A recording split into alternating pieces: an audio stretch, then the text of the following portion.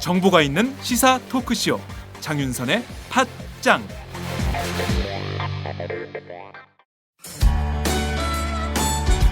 직원 채용 광고입니다.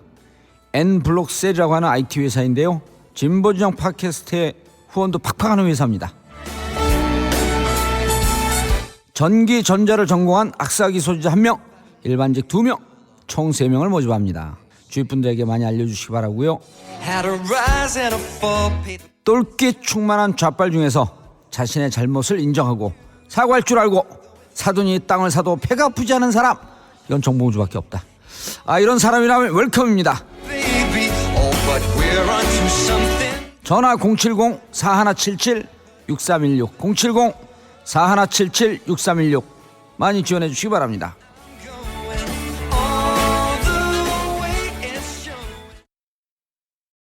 안녕하세요. 장윤선입니다. 오늘은 3월 27일 금요일입니다. 정부가 세월호 참사 특별조사위원회의 조직과 예산안 처리를 한 달 넘게 미뤄왔는데요. 급기야 이번에는 조직 규모를 아예 대폭 축소해서 활동하라는 방안을 제시한 것으로 알려져서 파문이 일고 있습니다. 정부가 내놓은 안은 이런 것입니다. 전체 사무처 내부 3가지의 국이 있는데요. 그중에 2국을 과장급인 담당관제로 축소를 하고 또 조직 정원도 당초 120명에서 90명으로 그러니까 30명을 축소하라는 안입니다. 이것은 세월호 특별법 제15조가 규정한 바에 따르면 굉장히 턱없이 못 미치는 인원 구조가 되는 것입니다. 이뿐만이 아닙니다. 예산도 그런데요. 특위 가동 전부터 새누리당이 세금 도둑 운운했었죠. 실제 새누리당은 당초 특위가 요구했던 192억 원에서 62억 원을 깎아서 130억 원으로 감축하라 이렇게 요구한 것으로 전해지고 있습니다. 조직 축소, 예산 축소. 이대로라면 박근혜 정부에서 세월호 참사에 대한 제대로 된 진상규명이 가능할까요? 벌써 20일 후면 세월호 참사 1주년이 됩니다. 사고가 난 지 1년이 다 되도록 아직도 그 배 안에는 사람들이 있습니다. 이 사고의 원인에 대한 진실 규명은 여전히 요원한 상황입니다. 혹시 그럼에도 불구하고 우리는 입으로만 세월호 참사 잊지 않겠다, 앵무새처럼 읊고 있는 것은 아닐까요?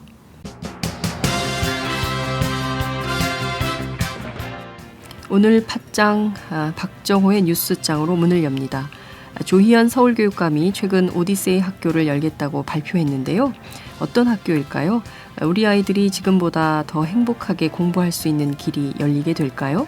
오디세이 학교 문을 열게 될 서울 정독도서관에서 조희연 교육감을 직접 만나보도록 하겠습니다. 매주 금요일의 고정 코너입니다. 이택수의 여론 읽기. 오늘도 리얼미터 이택수 대표와 함께하겠습니다. 팟짱 시작합니다.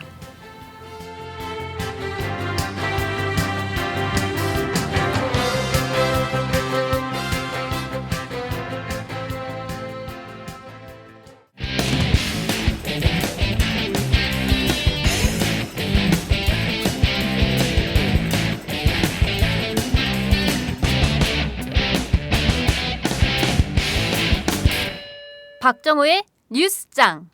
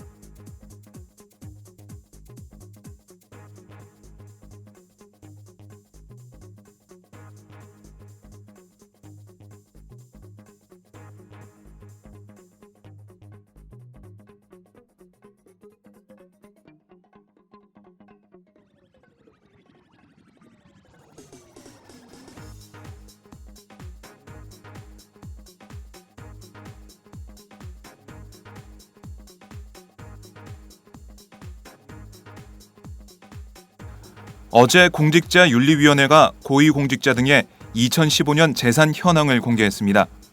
박근혜 대통령의 재산은 부동산과 예금을 합쳐 31억 6,950만 원으로 지난해보다 3억 3,600만 원 늘었습니다. 인세 등 예금액 증가가 이유입니다. 국내 고위공직자 중 최고의 부자는 청와대에서 공직자 비위 감시 업무를 총괄하는 우병우 민정수석 비서관이었습니다. 409억 2,600만 원의 재산을 신고했습니다. 최경환 경제부총리는 전년에 비해 1억 8천만 원 늘어난 47억 7천여만 원을 신고했습니다. 국회의원 중 재산 1위는 1,443억 4,388만 원을 신고한 김세연 새누리당 의원이었습니다. 부동의 1위였던 정몽준 전 의원이 지난해 서울시장 선거 출마를 위해 의원직을 사퇴했기 때문입니다. 국회의원 재산 상위 10명 가운데 새누리당 소속이 7명, 새정치연합 2명, 무소속 1명이었는데요. 이 무소속은 정의화 국회의장입니다. 국회의원 10명 중 8명이 재산 증가 명단에 이름을 올렸습니다. 대선 주자들의 재산을 보면 상대적으로 여당 주자들의 재산 신고 액수가 야당 주자들보다 높았습니다. 여야 대표인 김무성 새누리당 대표와 문재인 새정치연합 대표의 재산 차이는 10배가 넘었습니다.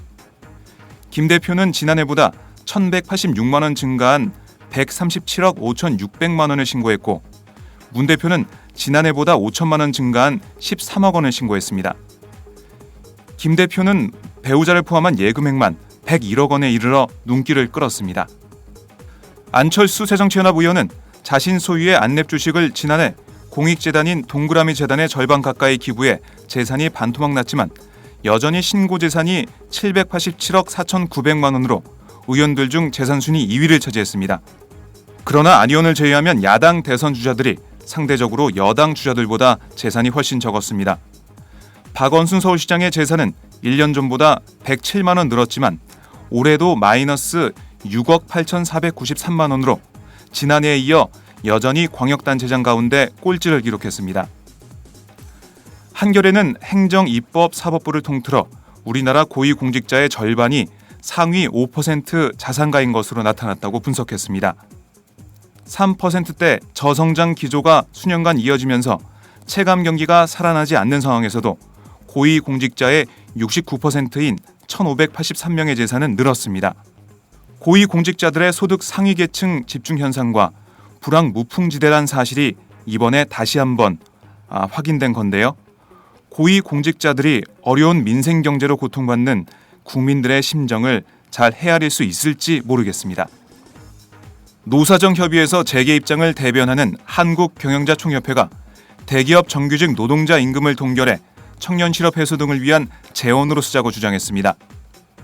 김영배 경총 상임부회장은 어제 경총포럼에서 경영계는 연봉 6천만 원 이상 정규직 근로자의 임금을 향후 5년간 동결하고 그 재원으로 협력업체 근로자 처우 개선과 청년 고용에 활용하는 방안 등이 특위에서 논의돼야 국민이 보기에 설득력이 있다고 생각한다고 밝혔습니다.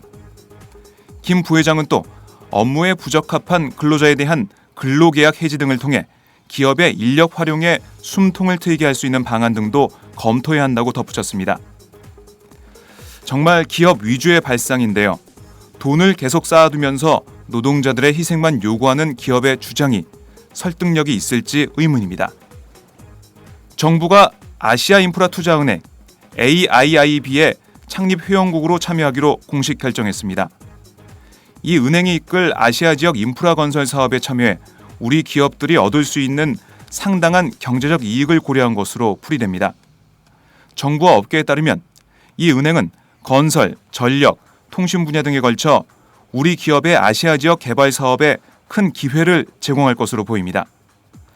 지난해 중국으로부터 창립 회원국 참여를 요청받은 뒤 정부는 우리 기업의 경제적 실익에 초점을 맞춰 참여와 출자 지분 확보를 적극 검토한 것으로 알려졌습니다. 기획재정부는 아시아인프라투자은행이 본격 운영될 경우 아시아 지역의 대형 인프라 건설 시장이 열려 우리 기업들의 사업 참여가 확대될 것이라고 기대하고 있습니다. 아시아인프라투자은행은 건설 토목 인프라뿐 아니라 전력, 상하수도, 주택, 통신까지 포괄하는 통합적인 인프라 건설 자금 공급에 나설 전망인데요. 그만큼 우리나라 관련 기업들에는 엄청난 경제적 기회를 제공하게 됐다는 겁니다. 특히 국내 건설 경기가 나쁜 상황에서 이번 아시아인프라투자은행 참여는 건설업계에 수익성 높은 대형 호재로 작용할 전망입니다. 우리나라 관련 기업들의 경제적 이익과 관련해 남은 관건은 우리나라가 이 은행 출자 지분은 어느 정도 규모로 가질 것인지인데요. 국가별 참여 규모에 따라 자국 기업의 공사 수주 기회가 좌우될 수밖에 없기 때문입니다. 정부의 아시아인프라투자은행 참여에 대해 여야는 환영의 뜻을 밝혔지만 새정치연합은 최근 AIIB 참여와 사드 배치 간의 소위 패키지딜 논란이 있다며 두 사안은 명백히 별개의 사안으로서 맞교환할 수 없는 일임을 분명히 한다고 강조했습니다. 이에 대해 정부와 청와대는 아시아인프라투자은행과 사드 배치가 전혀 별개의 문제라고 선을 그었습니다. 1970년대 박정희 대통령의 긴급조치 발령 자체를 국가배상법상 불법 행위로 보기 어렵다는 대법원의 첫 판결이 나왔습니다. 긴급조치가 사후적으로 위헌으로 결정됐더라도 당시 긴급조치권을 행사했던 대통령에게 정치적 책임이 아닌 민사상 책임을 지을 수 없다는 판단입니다. 대법원 3부는 어제 최아무개 씨가 국가를 상대로 낸 손해배상 청구 소송의 상고심에서 최 씨에게 200만 원을 지급하라는 원심을 깨고 원고 패소 취지로 사건을 대전지법에 돌려보냈습니다. 최 씨는 1978년 서울대 재학 중 긴급조치 위반 혐의로 중앙정보부에 끌려가 영장 없이 20여일간 구금됐는데요. 최 씨는 대통령과 공무원의 불법 행위로 고통을 당했다며 국가를 상대로 소송을 냈습니다. 1심은 아무런 설명도 없이 최 씨의 청구를 기각했지만 2심은 긴급조치 구호의 내용은 유신헌법에 의하더라도 명백히 위헌이라며 최 씨 손을 들어줬습니다. 그러나 대법원은 대통령의 긴급조치권 행사는 고도의 정치성을 띤 국가행위라며 대통령은 국민 전체에 대해 정치적 책임을 질 뿐 개개인의 권리에 법적 의무를 지지는 않는다고 설명했습니다.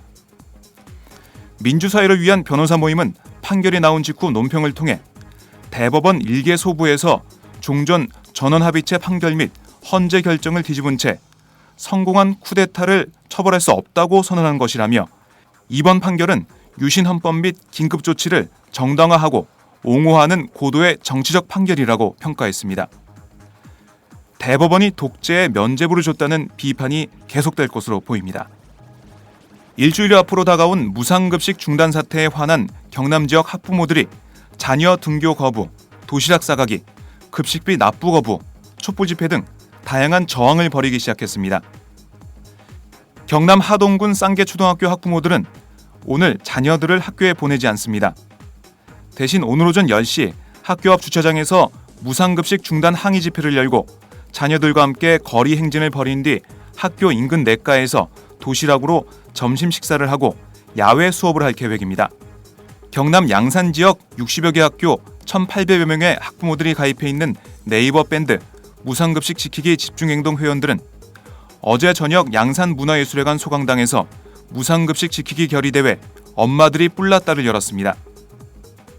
또한 경남 함양군 10개 학교 학부모들이 참여하는 무상급식을 지지하는 함양 군민들의 모임은 급식비 납부 거부 운동을 벌이기로 결의했습니다. 이들은 또 다음 달부터 도시락 싸가기, 집에 가서 점심 먹기, 학부모 이름으로 무상급식 재개 촉구, 펼침막 걸기 등을 추진할 계획입니다. 경남 통영에서는 오늘 무상급식 지키기 촛불 집회를 엽니다. 서울시는 승차 거부, 부당요금 행위 등으로 9차례 과태료 처분을 받아 면허가 취소된 택시기사 K씨가 제기한 행정소송 1, 2심에서 모두 시가 승소해 면허 취소가 사실상 확정됐다고 어제 밝혔습니다. K씨는 2012년부터 2년간 사당역에서 시내 승객은 승차 거부하고 과천 경마장, 인덕원 등으로 가는 장거리 승객만 골라 태우며 미터기를 사용하지 않고 요금을 흥정하는 등 불법 영업을 해오다 벌점 누적으로 지난해 2월 면허 취소 처분을 받았습니다. 행정당국은 택시 과태료 처분 결과를 바탕으로 벌점을 부여하고 2년마다 합산한 벌점이 3,000점 이상일 경우 면허를 취소할 수 있습니다. 시는 K씨가 10여 차례 경고와 지도교육 처분을 받은 전력도 있다고 덧붙였습니다. 서울시는 K씨의 개인 택시 면허 취소 사실을 관련 기관에 재통보하고 번호판 회수 등의 조치를 진행할 계획입니다. 이로 인해 K씨는 개인 택시 면허 거래 가격 약 7천만 원에 해당되는 손실을 보게 됐다고 시는 설명했습니다. 벌점 누적에 따른 행정처분으로 개인 택시 면허가 취소된 것은 전국에서 처음인데요. 승객들을 애태우는 승차 거부가 이번 기회에 사라졌으면 좋겠습니다. 한국 정부가 오염 정화 비용을 부담하기로 한 경기 동두천 미군기지가 기준치의 127배가 넘는 유류 성분에 심하게 오염돼 있는 것으로 확인됐습니다. 국회 환경노동위원회 우원식 새정치연합 의원은 동두천 캠프캐슬 부지의 동양대학교 북서울 캠퍼스 조성사업 환경영향평가서를 확인한 결과 전체 기지 면적인 27.6%인 43,073제곱미터가 오염된 것으로 나타났다고 어제 밝혔습니다. 이에 대해 녹색연합은 학생들의 건강과 안전을 담보로 한 위험한 처사라며 정화 작업을 끝내고 시설 신축에 나서야 한다고 지적했습니다. 리얼미터의 긴급 여론조사 결과 우리 국민의 61.4%가 박태환 선수에게도 예외 없이 국가대표 선발 규정을 적용해야 한다고 생각하는 것으로 나타났습니다. 박태환에게만 예외로 적용하지 말아야 한다는 의견은 12.2%, 국가대표 선발 규정을 폐지해야 한다는 의견은 18%로 조사됐습니다. 한편 박태환 선수는 오늘 오후 3시 단독 기자회견을 열어 청문회 징계 결과에 대한 자신의 입장을 밝힐 계획입니다. 지금까지 박정호의 뉴스장이었습니다. 고맙습니다.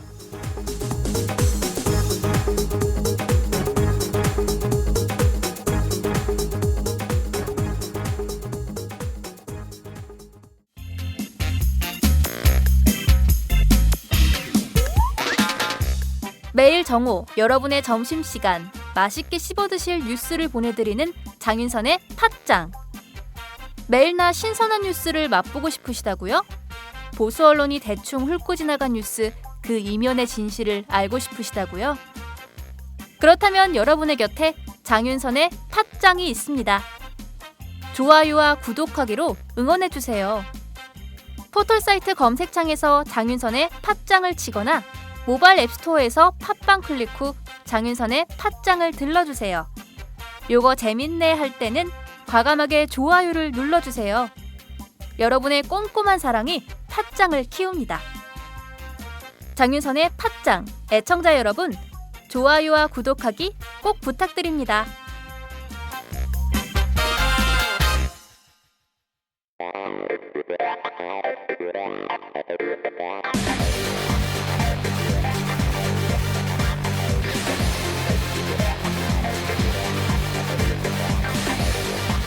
정보가 있는 시사 토크쇼 장윤선의 팟짱.